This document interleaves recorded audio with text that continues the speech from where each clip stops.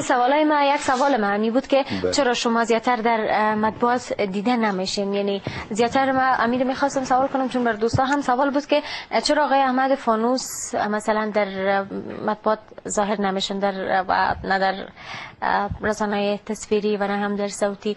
امیر که شما خودتان اشاره کردین که تاثیرات از اون وقت، اما حالا خوشبختانه این موضوع فکر میکنم تا جای حل شده آقای فانوس.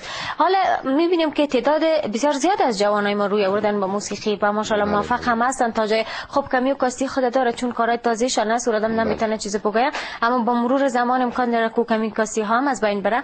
موفق هستن و شوق خلاقی جوانا را که ما شما میبینیم در عرصه موسیقی یعنی پیشرفت چشمگیر شده در افغانستان هم.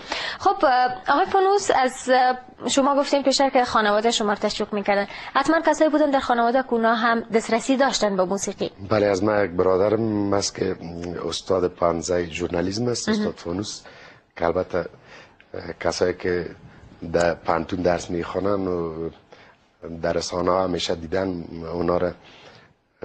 اونا کسی بودن که موسیقی را به شکل اکادمیک تعقیب کردن پیش استادای هندی و اونا با ما همیشه همکار بودن در قسمت شعر و کامپوز و آهنگ. آها، خب اینی از شما موسیقی رو شما مسلکی آموختین؟ والا من طور مسلکی که به اصطلاح اکادمیک در کدام پانتون خوانده باشم بدبختانه تو چیز نبودم در کشور ما تا حاله اوتر نیم منتها تا جایی که تانستیم از مواد که در دسترس ما بوده استفاده خود کردیم و دوستایی که میفهمیدن به عرصه از اونا آگاهی های کسب کردیم. دیگه تو منتها اکادمیک که تحصیل کرده باشم بدبختانه که نکردیم و چون من در رشته در انجینیری تحصیل میکنم، در رشته انجینیری، همون گپ پیشتر که به شما گفتم تاثیرات طال مانده در کشور ما و همو علل است. من فکر میکنم که طال دولت هم توجهی که در هنر موسیقی باید کنه نکردن. ما شما در جریان هستیم که یک قدر که سر دیگه مسائل سرمایه گذاری میشه، سر هنر موسیقی در کشور ما و شما نمیشه. و شما پیشتر گفتید که مسائل که سابق در کشور ما شما رسم و رواج البته سنتی بوده که قبول نمیکرد، همین تاثیرات بالای دولت هم طال ما فکر میکنم ما شما احساس میکنیم که هست همین تاثیرات. برای که توجهی که باید لازم است، توجه لازم است نمیکنه سر هنرمند. آها، خب علت شما در چی میبینین که چرا توجه نمیکنن اونا؟ یعنی همون تاثیرات تا حال باقی مونده یا حال کدام ملت دیگه دارن؟ نه خیر، من فکر میکنم یه همون تاثیرات است که توجه نمیکنن و دوستایی که هنرمند هم مثلا شما پیشتر اشاره کردین که نام خدا تعدادشون در این وقتا زیاد است.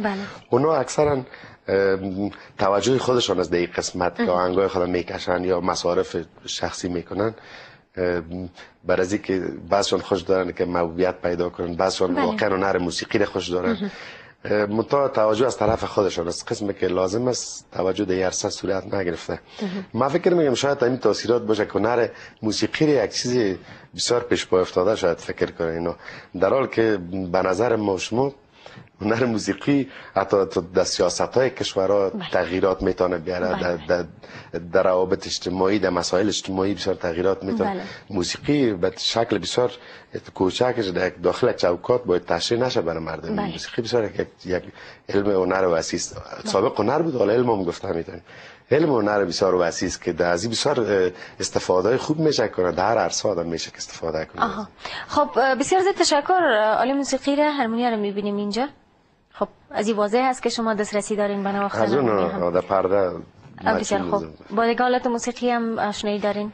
ما یک زمان بسیار دوان طفولیت ما توله می نواختم.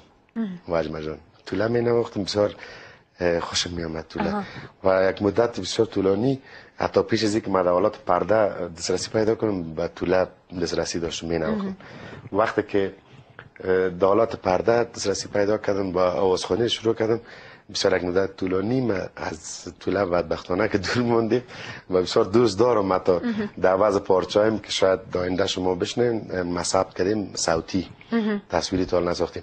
در بعض جای خودم ما توله کار کردیم بعض قسمت نکاش. خب تا جایی که شنیدیم میگن کسایی که عاشق باشه توله می نوازن زیادتر. من وقتی که توله می نواختم اصلا ازش قاشقی آگاهی نداشتم، صرف عاشق کنم توله بودم. خب مثلا این سوال برای دوستا حل شد کم چون یک موضوع نبوده، چون توله یکی صبح وقت فضایش می باشه، یکی دیگر طرفای امی طرفای شام می باشه. امی دو وقت میگن چون وقتی است که غالمغال نمی باشه، شور نمی باشه، اما عاشق دیگه دم تنهایی که شش تونم طولگک خدمی نوازم اموس و امو یادهای از او امو طوله. ما با این سوال از شما کردم، شوخی کردم، معذرت میخوایم. نه از سوال بسیار منطقی است. حتی تو عشق آدم نمیتونه بگه که سن سالش تعیین کنه که در کدام سن سال باید آدم عاشق شه و عشق در چیز میباشه نه مسئله. بله نال در اون طفولیتم شاید من خودم احساس نمیکردم، شاید کدام عشق بوده که مرا به طرف کلک هنر موسیقی بوده. هنر موسیقی بوده. خب دوستان نازنین وقفه کوتاه میگیریم، بعد از وقفه باز آقای احمد فانوس قسمی که عالی موسیقی رو شما هم میبینین باز یک آهنگ زیبا تقدیم شما خواهد کرده.